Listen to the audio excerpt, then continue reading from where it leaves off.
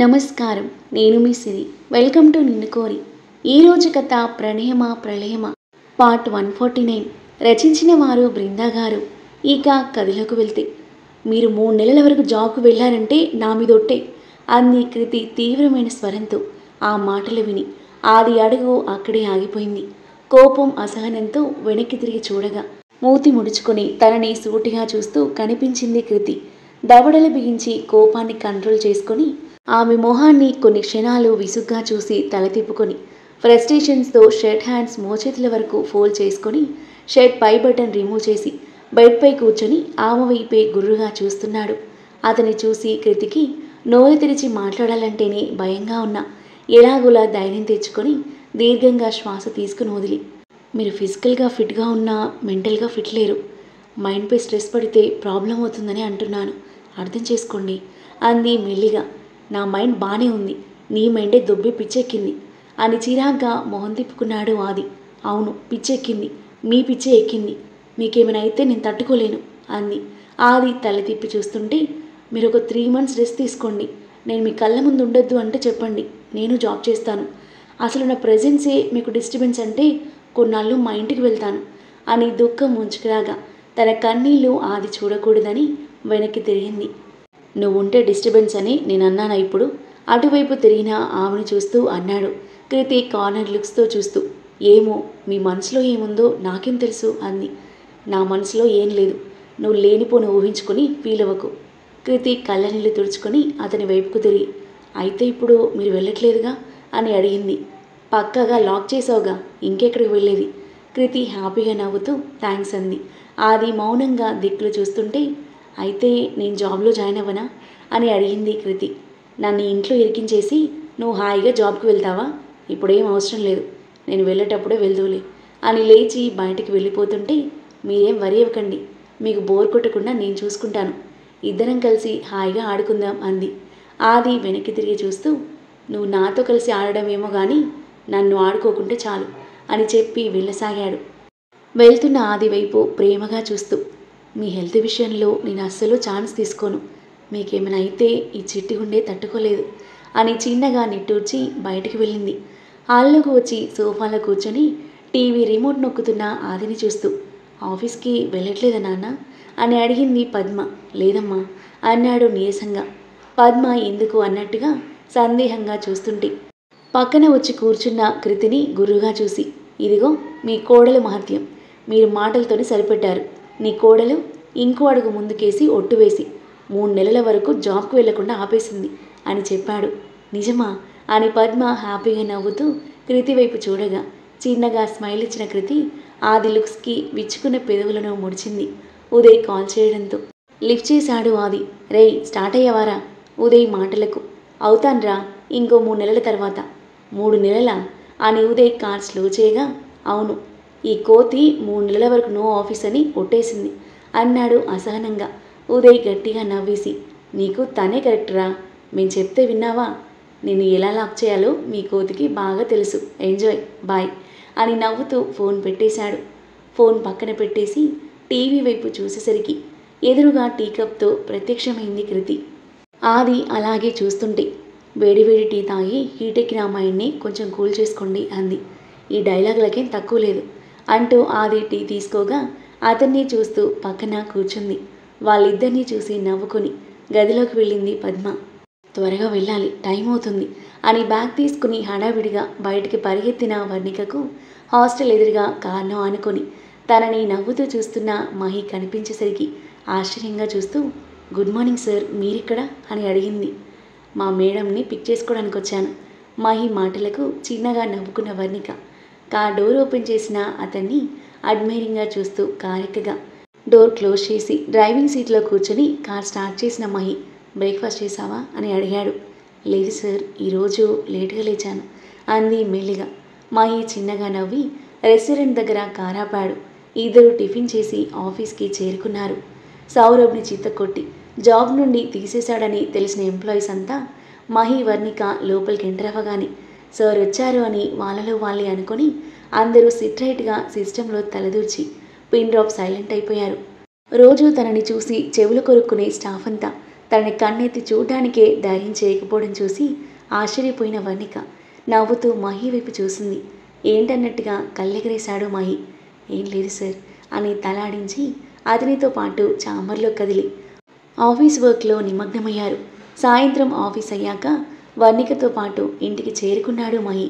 ఇంతకుముందు మహి ఇంటికి వచ్చినా ఇప్పుడు అతనితో రావడం కొత్తగా అనిపిస్తుంది వర్ణికకు. కొన్ని రోజుల్లో అది తను ఉండబోయే ఇల్లు, తన ఇల్లు.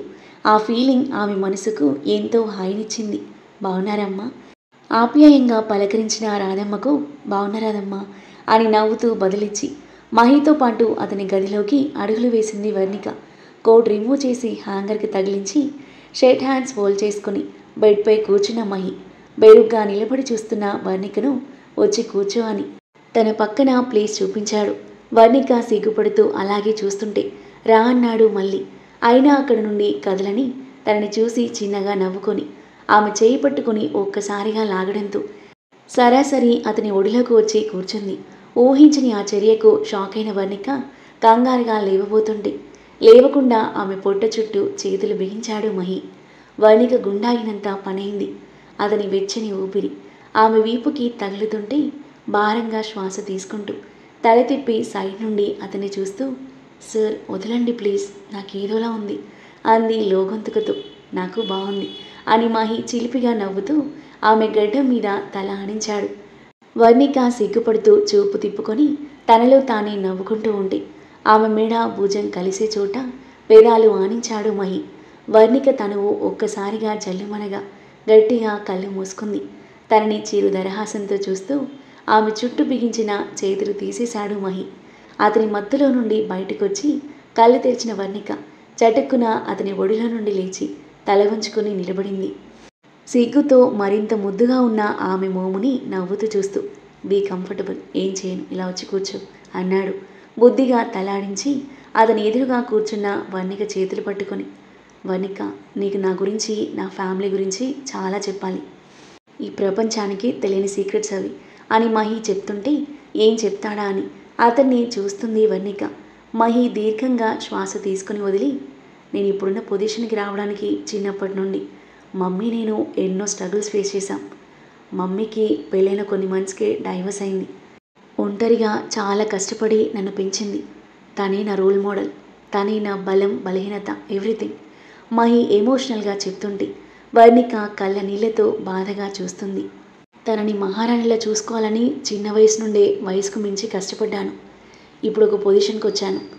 కానీ మహారాణిలా చూసుకోవాలి అనుకున్న మమ్మీ ఇంకొన్ని రోజుల్లో నా కళ్ళ ముందు ఉండకుండా నన్ను వదిలి వెళ్ళిపోతుంది అని ఒక్కసారిగా బరిస్టై ఏడుస్తున్న మహిని వర్ణిక షాకింగ్గా చూస్తూ, సార్ ఏమంటున్నారు మీరు? ఆంటీ ఉండకపోవడం ఏంటి? ఆందోళనగా అడిగింది వర్ణిక. తనకి డెడ్లీ డిసీజ్ ఉంది వర్ణిక, ఎక్కువ రోజులు బ్రతకదు. మహి మాటలకు ఒక్కసారిగా షాక్ అయింది వర్ణిక. ఆంటీ ఎక్కువ రోజులు బ్రతకరా? తనతో నవ్వుతూ మాట్లాడిన వాణి రూపం ఆమె కళ్ళ ముందు మెదిలి గుండె మెలిపెట్టినట్టుగా అనిపించింది వర్ణికకు. ఏమంటున్నారు సార్ మీరు అని అడిగింది నమ్మలేనట్లుగా. అవును వర్ణిక, తనకి హార్ట్ డిసీజ్ ఉంది. చాలా రోజుల వరకు నాకు చెప్పకుండా దాచిపెట్టింది. నిజం తెలిసాక ఎన్నో హాస్పిటల్స్ తిరిగాను, కానీ లాభం లేదు. ఎక్కువ రోజులు బ్రతకదని తేల్చి చెప్పేశారు అని ఏడుస్తున్న అతన్ని చూసి వర్ణిక ప్రాణం విలవిలలాడింది. అతనికి దగ్గరగా జరిగి అతన్ని గుండెకు హత్తుకుంది. ఆమెను గట్టిగా హత్తుకొని చిన్న పిల్లాడిలా రోదిస్తున్న మహి వెను నిమురుతూ, సార్ ప్లీజ్ ఊరుకోండి అని ఓదార్చే ప్రయత్నం చేసింది వర్ణిక. ఆంటీ ఎంత మంచివారు. తనతో 10 రోజుల పరిచయానికి నేనే ఆవిడ ఎక్కువ రోజులు ఉండరు అనే నిజాన్ని తట్టుకోలేకపోతున్నాను. అలాంటిది మీకెంత పెయిన్ ఉంటుంది అని మనసులో అనుకుంటూ ఏడుస్తూ ఉంది. మహి కాసేపటికి తనకి దూరం జరిగి కళ్ళ నీళ్ళు తుడుచుకొని వర్ణిక వైపు చూస్తూ, అలాంటి క్రిటికల్ సిచ్యువేషన్లో మమ్మీని ముంబైలో వదిలేసి నేను ఇక్కడెందుకున్నాను అని నీకు డౌట్ రావచ్చు. దానికి కారణం ఉంది అని మహి అంటుంటే ఏంటన్నట్టుగా అతన్ని చూస్తూ ఉంది వర్ణిక. నువ్వు అనుకుంటున్నట్టు మామ అక్కడ ఒంటరిగా లేరు, డాడ్తో ఉన్నారు. మహి మాటలకు వర్ణిక కనుబొమ్మలు ముడివేసి క్వశ్చన్ మార్క్ ఫేస్తో చూస్తుంటే, అవును, మమ్మీకి 2.5 months బ్యాక్ మళ్ళీ పెళ్ళయింది మా డాడీ మహేంద్రవర్మతో. తెల్లబోయిన వర్ణిక ఏమీ అర్థం కాక అయోమయంగా చూస్తుంది. ఆ పెళ్ళి వెనుక చాలా పెద్ద స్టోరీ ఉంది వర్ణిక. డాడీ మమ్మీ ఒకప్పుడు లవ్ చేసుకున్నారు. ఒకానొక వీక్ మూమెంట్లో ఇద్దరు ఫిజికల్గా ఒకటయ్యారు. కానీ పెద్దలు మమ్మీని బ్లాక్మెయిల్ చేసి వేరే పెళ్లి చేశారు. పెళ్ళయ్యాక డాడీని మర్చిపోలేక హస్బెండ్తో సరిగ్గా ఉండేది కాదు. దాంతో వేధించడం మొదలుపెట్టేసరికి డైవర్స్ తీసుకున్నారు. నేను మా డాడీ మహేంద్రవర్మ కొడుకునని మమ్మీకి మాత్రమే తెలుసు, డాడీకి కూడా తెలియదు. ఆ తర్వాత డాడీకి వేరే పెళ్ళయింది. నాకు కూడా కొన్ని నెలల ముందే ఈ నిజం తెలిసి చివరి రోజుల్లో మమ్మీ హ్యాపీగా ఉండాలని, డాడీని మమ్మీ లైఫ్లోకి తీసుకురావాలని చాలా ప్రయత్నించాను. కానీ అంత ఈజీ కాలేదు. బట్ డాడ్తో పాటు నా తమ్ముడు, ఫస్ట్ టైం తమ్ముడు అంటున్న మహి ఉద్వేగానికి లోనయ్యాడు. డాడ్ అండ్ నా తమ్ముడు అభిమన్యు వాళ్ళ మంచి మనసు వల్లే ఈరోజు మమ్మీ చివరి రోజుల్లో హ్యాపీగా ఉండే అదృష్టం దక్కింది. ముఖ్యంగా అభి తని మమ్మీ సిచ్యువేషన్ని అర్థం చేసుకుని డాడ్ను మమ్మీ దగ్గరికి పంపించారు. ఇప్పుడు మమ్మీ హ్యాపీ, తన్ని చూసి నేను హ్యాపీ అన్నాడు చిన్నగా నవ్వుతూ. అతని పెదవులపై నవ్వు చూసి వర్ణిక పెదాలు చిన్నగా విచ్చుకున్నాయి. వానిపై అతనికున్న ప్రేమకి ముచ్చటేసింది వర్ణికకు. మరి నేను ముంబై వచ్చినప్పుడు అంకుల్ అక్కడ లేరుగా? సందేహంగా అడిగింది వర్ణిక. అప్పుడు డాడ్ హైదరాబాద్ వచ్చారు.